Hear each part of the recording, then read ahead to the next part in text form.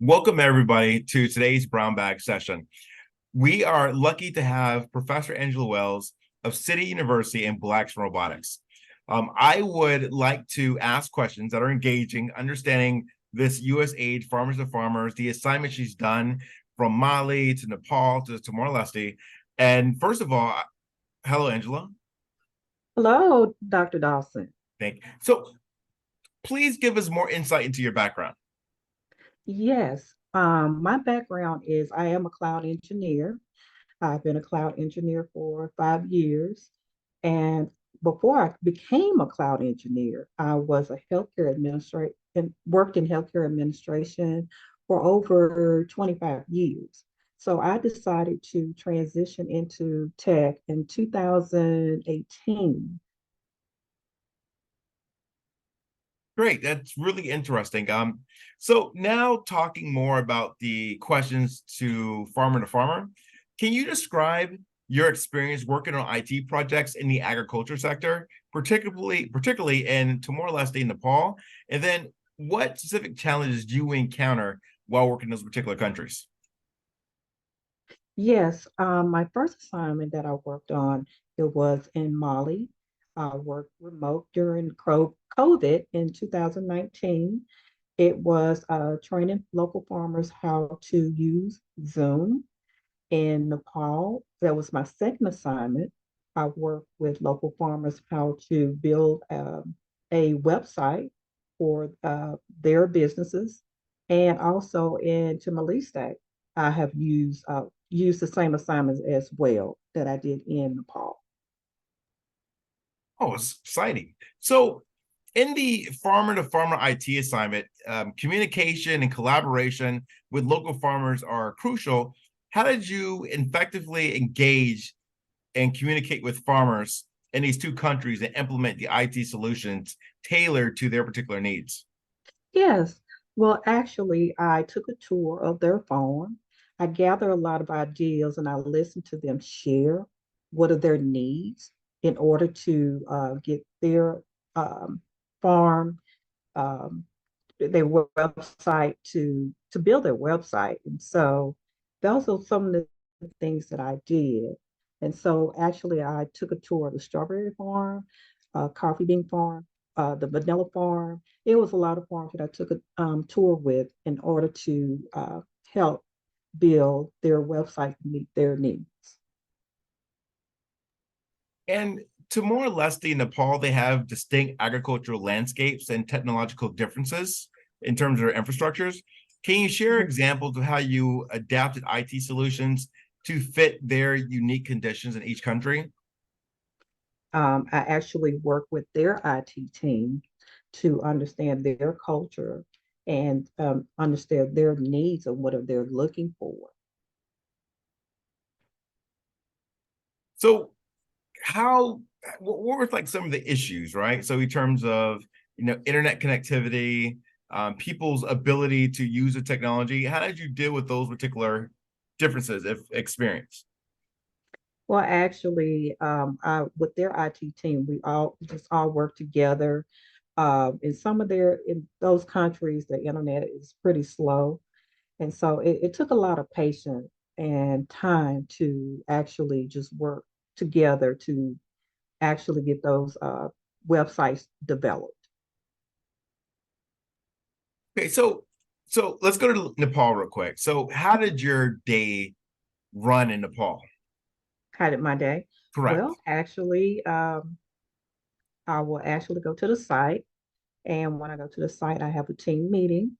And after the team meeting, I start developing, collecting all ideas of how they're wanting their website built. And after that, we will take a tour and we'll have a meeting again. Basically, I was in a lot of meetings during that time. But before I left the country, they had the results of what they were looking for and they were satisfied. And also, when I went home, um, I start actually working on the websites. And so how did it work in Timor-Leste?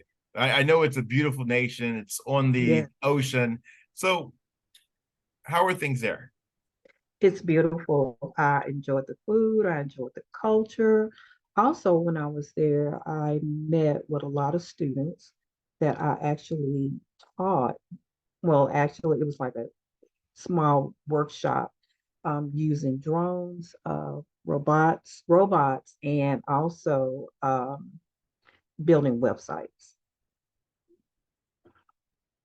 And how is day to day in Timor Leste? How was day to day? Correct. Well, actually, day to day, I mean, it was good. I mean, all we did, we focused on more of what was needed in their country, and that was basically it. Now, in either of these countries, I don't think English is the native tongue, correct? No, So, how do you deal with was there a communication barrier between yourself and the people on the site? it was, but I had a translator there.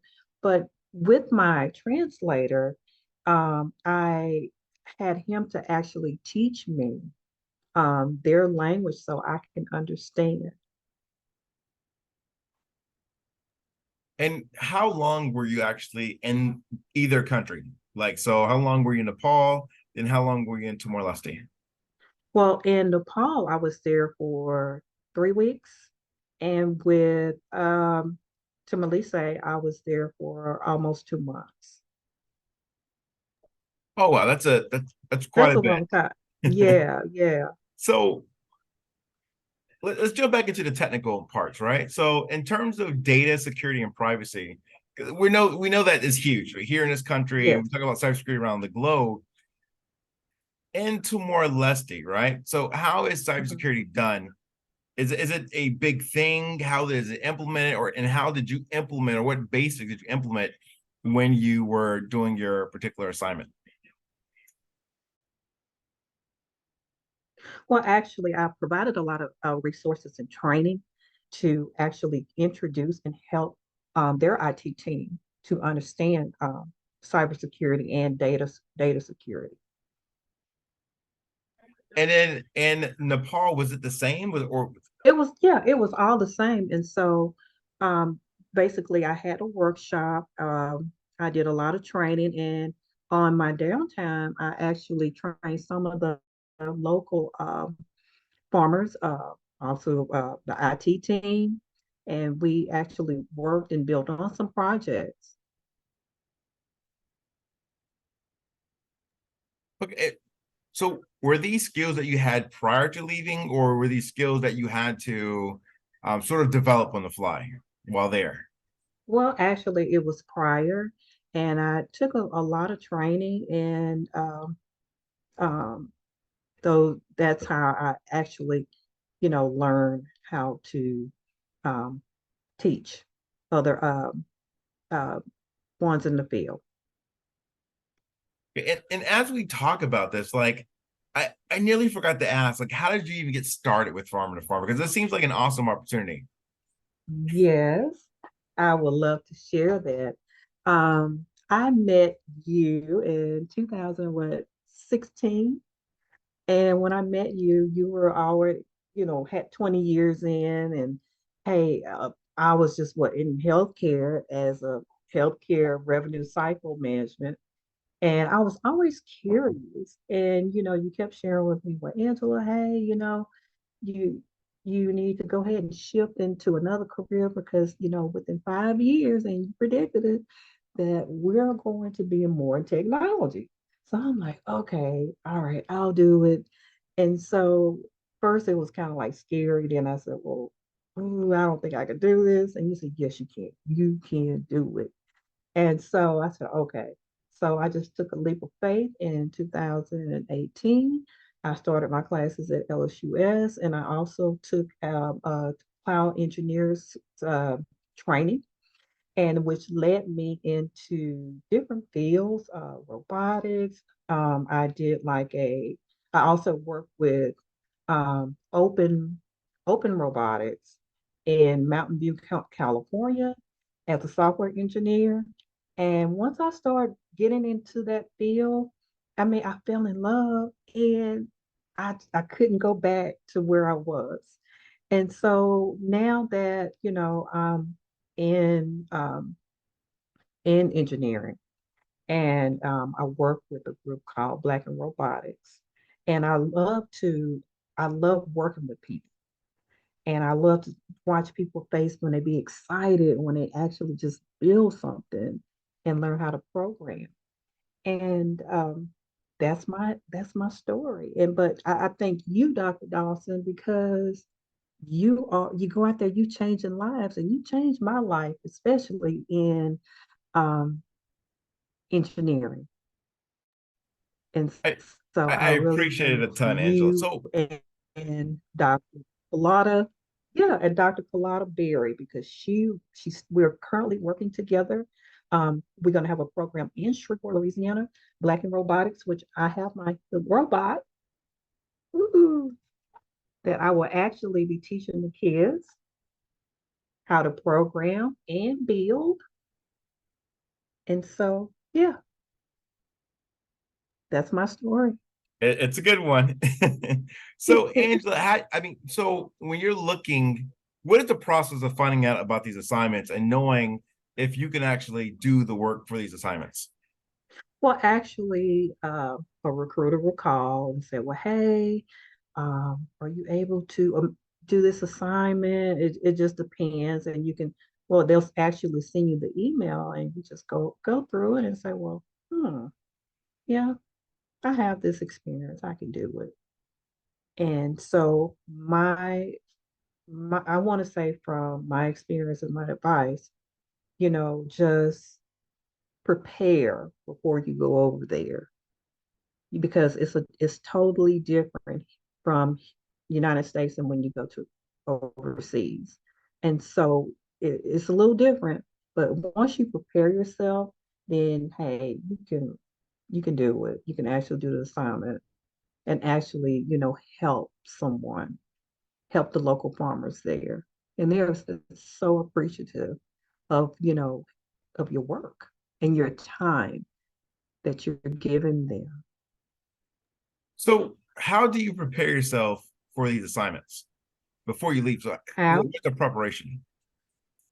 Well, actually, hey, I can't do it all by myself. So I go to like experts. I come to Dr. Dawson, like, hey, I need some advice. This is what I need to do. What, how can I do it? Which way, since you have experience traveling, especially overseas and building different programs. And so I always go to someone that is seasoned to give me guidance. And once I follow their directions, hey, I can do it. And I come back and, share my experience with them, like, hey, what you like, Dr. Dawson, you gave me good advice, especially with Nepal and to Melissa. And so that's why, I mean, they're calling me back again to come back for next year. And then my next project is in New Zealand.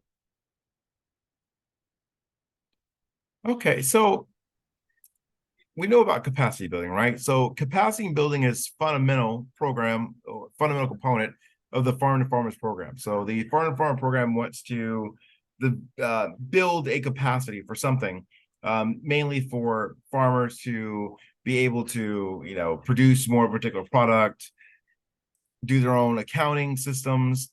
And so describe your approach to training local stakeholders, which includes like farmers, uh, extension workers, and the maintenance of IT solutions.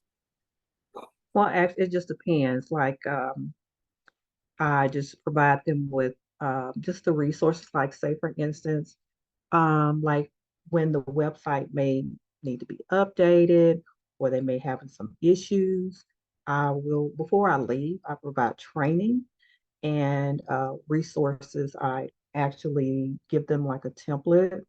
And also, I tell them, look, if that's not working, just email me and we'll work together to actually have a solution for it, whatever's going on. But I do provide like a 3-day training to make sure everyone understands and the steps. Um, what I have done and what they can do if they run into a problem. Okay, and Timor Leste and Nepal, they may have limited access to internet, reliable internet, and electricity in some regions. So, how have you addressed the connectivity and power challenges to ensure the sustainability of IT solutions in remote agricultural areas? Well, actually, before I left, I briefed the ambassador and I just let him know, well, hey, these are some problems, and you know that I had encountered, and I just give him like recommendations of those that can come in that can help with those problems. Okay, and then can you provide examples of successful outcomes or impacts resulting in your IT projects or interventions?